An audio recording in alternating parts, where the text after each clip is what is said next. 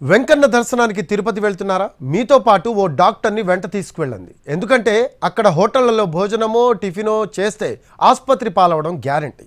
తిరుపతిలో హోటళ్లు కల్తీ పదార్థాలతో నాసిరకం వంటకాల్ని వేడివేడిగా వడ్డిచ్చేస్తున్నాయి. చర్యలు తీసుకోవాల్సిన అధికారులు పట్టించుకోవడం లేదనే ఆరోపణలు ఉన్నాయి. బిర్యానీలో బొద్దింక, ఐస్ క్రీంలో జెర్రీ ఇలాంటివి ఈ మధ్య తరచూ చూస్తున్నాం. తాజాగా తిరుపతిలో కర్రీలో ఓ జెర్రీ రావడం కలకలం రేపింది. ఇది లీలామహల్ సెంటర్లో ఉన్న PS4 హోటల్లో పరిస్థితి. దీన్ని చూసి షాక్ అయిన ఫుడ్ సేఫ్టీ అధికారులు PS4 హోటల్ను సీజ్ చేసి కేసు నమోదు చేశారు. ఈ ఒక్క హోటలే కాదు, తిరుపతిలో చాలా వరకు ఇలాగే ఉన్నాయి. ప్రపంచంలోనే ప్రఖ్యాతిగాంచిన పుణ్యక్షేత్రం తిరుమల తిరుపతి. ఏడుకొండలవాడి దర్శనార్థం ఎన్నో లక్షల మంది నిత్యం వస్తూ ఉంటారు.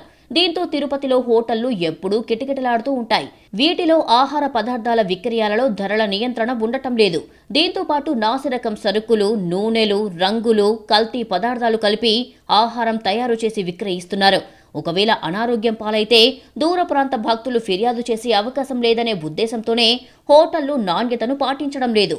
అనారోగ్యపూరితమైన ఆహారాన్ని అంటగడుతున్నారు. దీంతో యాత్రికులు సంచరించే ప్రాంతాలు, bus stand, railway station, Srinivasam, Vishnu నివాసం, అలిపిరి ప్రాంతాల్లో అడుగు కూడా దూరం లేకుండా హోటళ్లు, తోపుడు బళ్లు వెలిశాయి.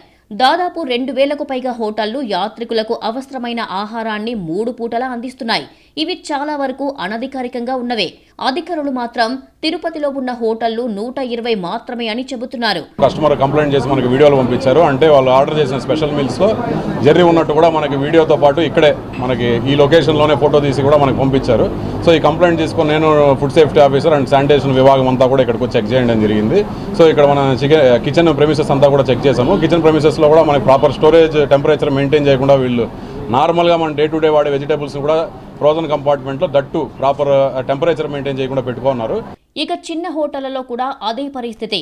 ఇవి ఎక్కువగా ఇరుకు గదుల్లో, మురికి కూపాల్లోనే ఉన్నాయి. పరిశుభ్రత అన్నది భూతద్దం వేసి వెతికినా కనిపించదు. తక్కువ ధరకు టిఫిన్లు, భోజనం అందించడం కోసం వారు చౌకబారు వస్తువులనే వాడుతున్నారు. అధికారులు వీటి వైపు కన్నెత్తి చూడటం లేదు. మిగిలిపోయిన ఆహార పదార్థాలను నిల్వ చేసి తర్వాతి రోజుల్లో విక్రయిస్తారు అన్న ఆరోపణలు ఉన్నాయి. స్పెషల్ మీల్స్ ఆర్డర్ ఇచ్చాను. స్పెషల్ మీల్స్లో వచ్చేసి నాకు ఒక జెర్రీ వచ్చింది. జెర్రీ వచ్చిన వెంటనే ఒక రిక్వెస్ట్గా నేను వాళ్ళకి చెప్పడం జరిగింది. రిక్వెస్ట్గా చెప్తే వాళ్ళు చేంజ్ చేస్తాము ఇదేదని చెప్పారు. చేంజ్ చేశారు. బట్ అయితే నాకు వచ్చేసి నేను ఒక్కరిని తిని కాదు, ప్రజలంతా తిని వచ్చేసి ఇబ్బంది పాల్పవుతారని చెప్పేసి ఒక కారణం చేత సార్కి నేను కంప్లైంట్ ఇచ్చాను ఆల్రెడీ. సార్ కూడా యాక్షన్ తీసుకుంటా అని చెప్పారు.